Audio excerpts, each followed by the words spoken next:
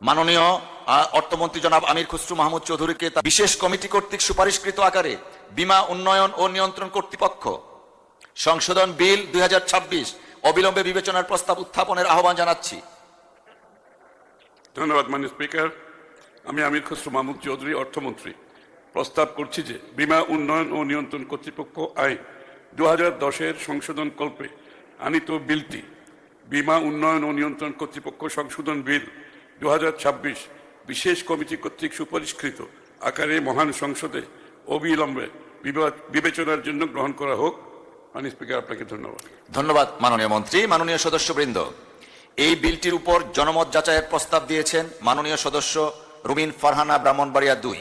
মাননীয় সদস্যবৃন্দ, এই বিলটি বাছাই কমিটিতে প্রেরণের প্রস্তাব দিয়েছেন মাননীয় সদস্য রুমিন ফারহানা, ব্রাহ্মণবাড়িয়া 2। জনমত যাচাইয়ের প্রস্তাব, বাছাই কমিটিতে প্রেরণ সম্পর্কিত প্রস্তাব এবং বিলটির সাধারণ নীতি সম্পর্কিত আলোচনা একই সাথে অনুষ্ঠিত হবে।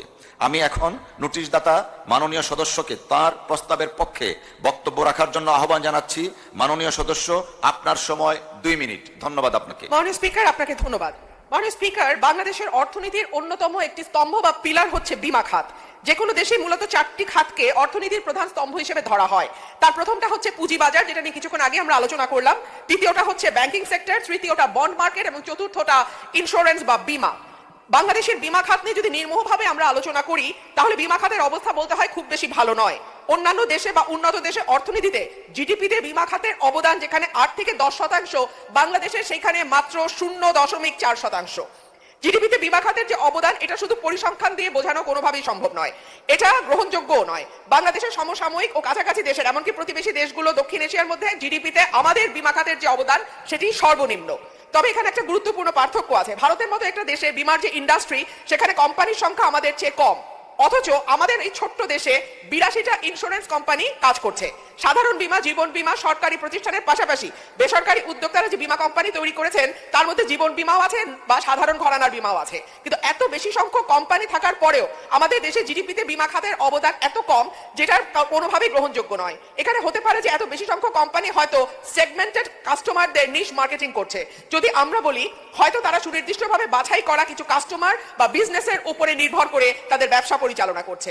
এদেশের আপামর সাধারণ মানুষকে বীমা শিল্পের আওতায় নিয়ে আসতে হলে প্রয়োজন একটি সেবা যা ঝুঁকি ভালো ব্যবস্থাপনা করে। ফলে এই ঝুঁকি ব্যবস্থাপনার জন্য সর্বোত্তম বা সর্বোচ্চ ব্যবস্থাপনাকারী প্রতিষ্ঠান হচ্ছে এই বীমা কোম্পানিগুলো। মাননীয় অর্থমন্ত্রী জনাব আমির খসরু মাহমুদ চৌধুরীকে তার বক্তব্য রাখার জন্য আহ্বান জানাচ্ছি। মাননীয় স্পিকার, মাননীয় সংসদ সদস্য রুমিন ফারহানা, আবারও আমি সম্পূর্ণভাবে একমত।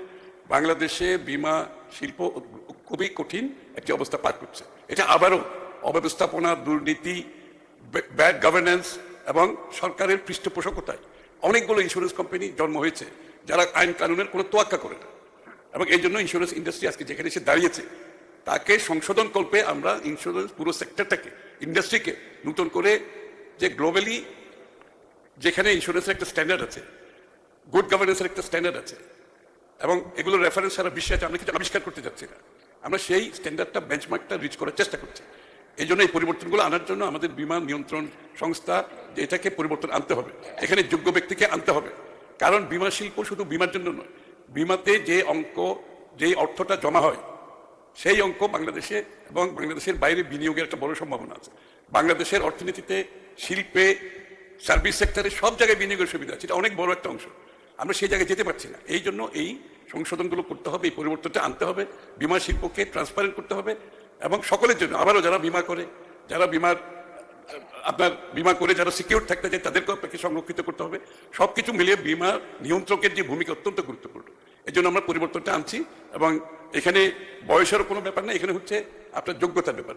বিশ্বের কোনো দেশে, প্রায় সব দেশে এখানে বয়সের কোনো লিমিটেশন নাই। এখানে হচ্ছে আপনার মেধা, যোগ্যতা, সততার বিষয়টা আপনাকে নিশ্চিত করতে হবে।